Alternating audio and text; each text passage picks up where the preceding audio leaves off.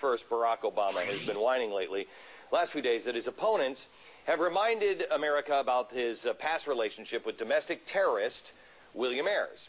Ayers was a leader in the Weather Underground, an organization that claimed responsibility for a dozen bombings between 1970 and 1974. In his memoir, Ayers confessed to participating in the Pentagon bombing, not the 9/11 one, the one in 1972. Obama likes to point out, which is true, he was only 8 back then. Nobody's tying Obama to those bombings. But what you are tying him to is William Ayers, a man who, on September 11th in the New York Times, he reflected on his own extremist past and told the New York Times, quote, "I don't regret setting the bombs. In fact, I don't feel we did enough." Back in 1995, Barack Obama was 34 at the time, didn't know William Ayers, but he got to know him in the short years after. William Ayers went as far to describe himself as a communist with a small c. You know what, I don't have a lot of communist friends, do you? Obama would love to have you believe that the vilification of William Ayers is a smear campaign by some crazy conservative fringe group. Not so much.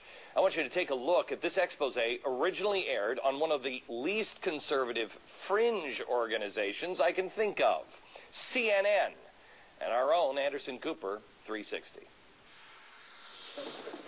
Bill Ayers and his wife, Bernadine Dorn, in the 1960s and 70s were radicals, members of the Weather Underground, an anti-Vietnam War group that bombed federal buildings, including the U.S. Capitol and the Pentagon. On the run for years, the case against them was thrown out due to illegal wiretaps and prosecutor misconduct. Ayers has never repented and has said as late as 2001 he wished he had done more to stop the war. Barack Obama confirmed during a primary debate that he knew Ayers and, when pressed, said they served on a charitable foundation board together, and Obama condemned Ayers' support of violence. But the relationship between Obama and Ayers went much deeper, ran much longer, and was much more political than Obama said.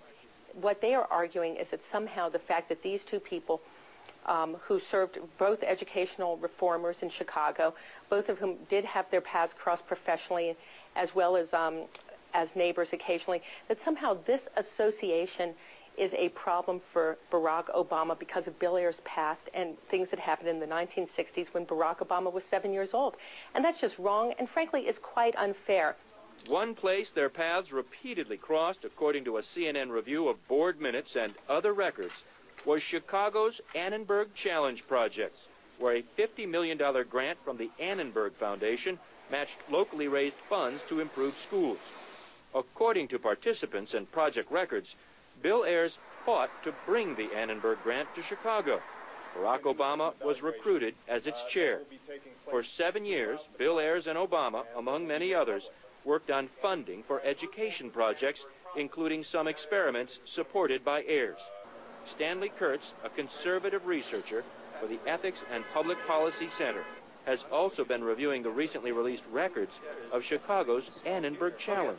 Instead of giving money directly to schools, they gave money to what they called external partners. And these external partners were often pretty radical community organizer groups.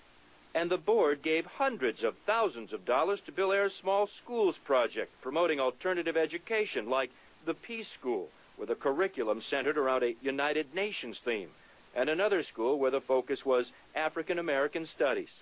And this was directly funded by Annenberg? Oh, yes. Under Obama's chairmanship? Oh, yes, and the specific job of the board of directors was to give out the money. While continuing work on the Annenberg Challenge, Barack Obama and Bill Ayers also served together on a second charitable foundation, the Woods Fund. Among its recipients, Jeremiah Wright's Trinity United Church, where Obama attended, and a Children and Family Justice Center where Ayers' wife worked. Ayers has strong defenders in Chicago, among them Richard Daley, the mayor, who called Ayers a valued member of the Chicago community. The city gave Ayers its Citizen of the Year award in 1997 for his work on the Annenberg Project.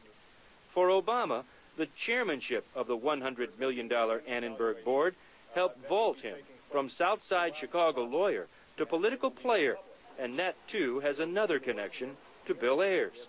In 1995, months after the little-known Barack Obama became Annenberg Project chair, State Senator Alice Palmer introduced the young Obama as her political heir apparent.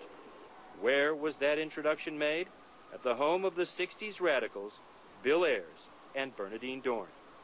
The Obama campaign again says it is just a coincidence. A Democratic state senator organizes a meeting of her supporters at the house of another one of her supporters.